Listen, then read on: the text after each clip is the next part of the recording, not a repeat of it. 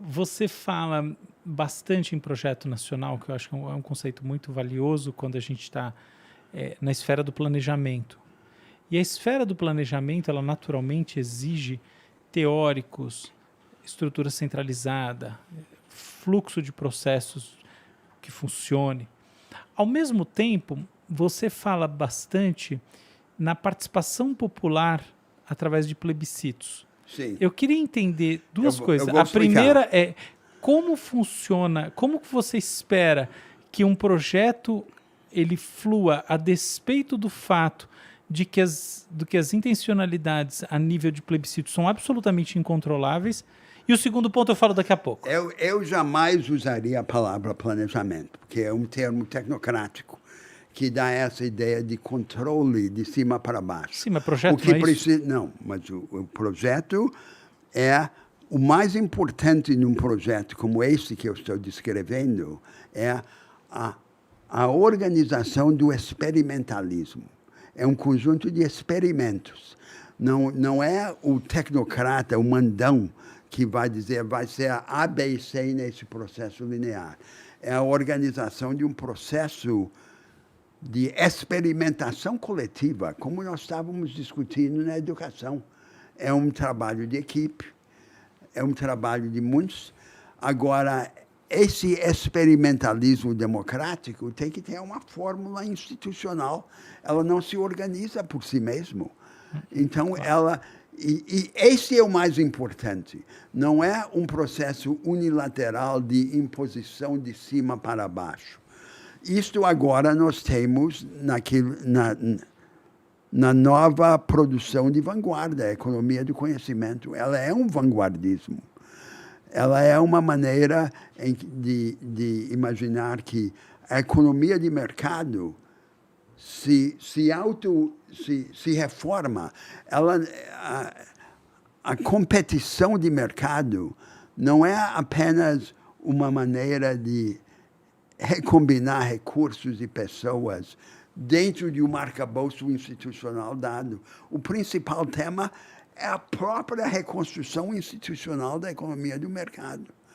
Como é que nós vamos construir uma produção de vanguarda no Brasil, não só de cima para baixo, no mundo das grandes empresas, mas de baixo para cima? Nós temos centenas de milhares de pequenos e médios empreendimentos. A grande maioria deles arcaicos, voltados para trás, para uma retaguarda. É o mundo da pequena empresa familiar. Como é que nós vamos trazer parte desse mundo para mais próximo da vanguarda da produção? Mas é que esse é outro tema, né? Eu queria saber como que, não o tema do PJ, o tema do PF, como é que a pessoa física participa exatamente de um plebiscito? Quais são os plebiscitos que você acha que deveriam ser substitutivos de processos estabelecidos hoje em dia? Por exemplo, as leis deveriam ser votadas através de plebiscitos? Em que nível? Estadual, federal? Se não são as leis... Então, explica aí na prática. Assim, eu acho que tal coisa que hoje em dia é assim deveria ser plebiscito. Por exemplo, vamos tomar um típico debate constitucional no Brasil contemporâneo. Uma parte da elite reformadora no Brasil quer instituir um regime pseudo-parlamentar, imitação do parlamentarismo europeu, para substituir o presidencialismo americano. E 2 vezes levaram o eleitorado a opinar sobre isso. E 2 vezes o eleitorado rejeitou. Por que rejeitou? É porque o eleitorado corretamente intuiu na manobra parlamentarista uma tentativa de confisco da soberania Perfeito, popular. mas você percebe que teve o plebiscito? Eu quero saber onde não tem plebiscito que tem que ter plebiscito, já que você fala tanto que tem que ter plebiscito. Eu vou dar um exemplo. Aí teve plebiscito. Eu vou dar um exemplo. Então, eu digo, nós não é prematuro suprimir o regime presidencialista no Brasil. Por quê? Porque o regime presidencial serve como uma oportunidade de marcha direta ao centro do poder. O outsider pode ganhar o poder. Claro. É justamente por causa disso que as elites querem suprimir o regime presidencial. Não querem, a cada 4 anos, viver o susto do risco do outsider pegar o poder. Agora, o presidencialismo que nós copiamos dos Estados Unidos tem um problema para nós.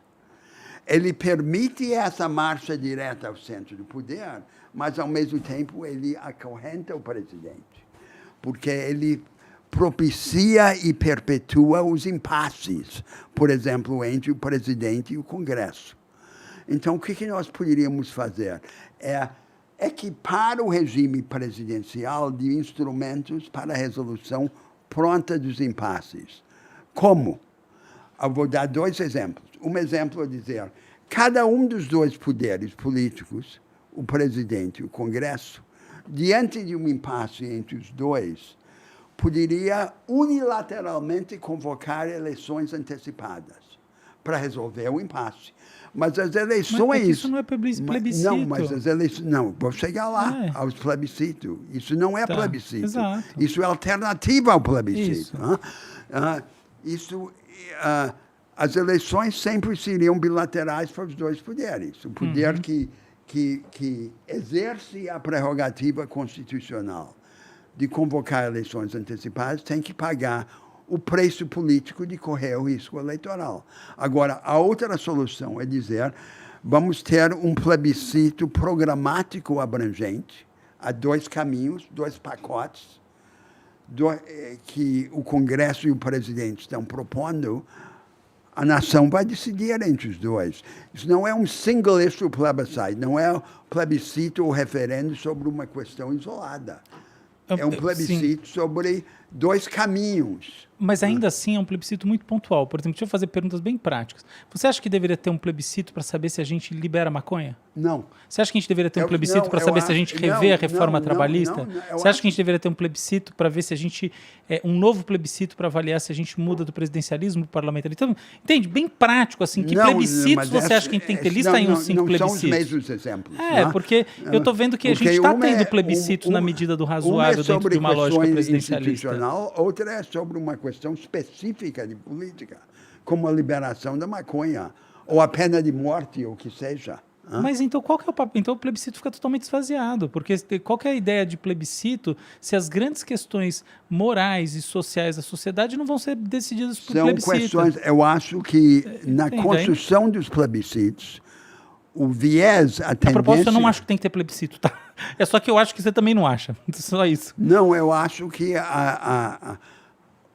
o assunto é bonito falar em plebiscito. Deve ser rumos, direções, e não questões isoladas. Não? Mas aí qual é o sentido prático? Porque assim, você está falando da população geral votando.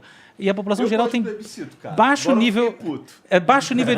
vamos discutir isso. Mas ó, a população tem... Entendeu? Invenção. Me fala assim, ó, o plebiscito tal, a pergunta é tal, eu acho que tem que ter tal plebiscito em 2023. Lista uns 3 plebiscitos, assim, simples e claros, já que uns plebiscitos têm que ser simples e claros, já que a população que é majoritariamente pouco educada do ponto de vista formal vai votar. 3 plebiscitos para 2023. Eu acho que você pode pegar 2 ou 3 assuntos interligados que compõem trajetórias diferentes, que são exemplificativas de direções diferentes. Você acha que tem que ter um plebiscito sobre o serviço militar obrigatório?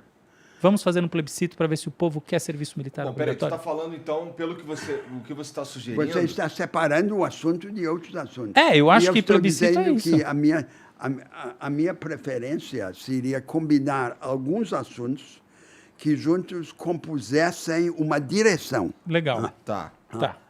Isso é bom. Bom, é que assim, por exemplo, eu acho... Você perguntou se ele acha que devia ter plebiscito pela legalização da maconha... E você disse que não deveria ter. Eu também acho que não. Tá? Eu acho que deveria ter, porra. Deixa eu dizer porque eu acho que eu sou contra plebiscitos em geral. Assim, meu doutorado foi na área de neuroeconomia, minha livre docência. Então eu gosto muito de pensar do ponto de vista neuroeconômico, que é como a gente processa as tomadas de decisão no nosso cérebro. Tá. A grande questão é que o fator motivacional conta demais num plebiscito. E como plebiscitos não são eleições, portanto eles não são obrigatórios, na prática as pessoas mais motivadas, ou seja, tem skin on the game, elas têm a ver com o assunto, elas estão lá para participar, enquanto os outros não estão. É sempre uma taxa pequena dos interessados que participam dos plebiscitos. O que acontece por isso que eu sou contra essa lógica de muitos. Esse é o problema de separar os assuntos. Legal. Porque quando há um assunto específico, o prejudicado está organizado e é visível. Não. E os beneficiários, tipicamente, são difusos. Excelente. Das grandes reformas populares. Esse é o problema que pesa contra os plebiscitos isolados e pesa a favor das opções coletivas sobre os rumos. Isso é que deve ser o assunto principal. Interessante. E a Constituição de 88, no seu preâmbulo, já estabelece que o Brasil não é só uma democracia representativa, é também uma democracia direta e participativa. Verdade. E isso não foi efetivado, porque nós não desdobramos essa lógica institucional. Mas, enfim, essa é uma visão dos nossos problemas que briga com o que tem sido mote no Brasil, o que é essa combinação do financismo fiscalista, acertar as contas, fazer o dever de casa, com o pobrismo. Isso é o que domina na política brasileira.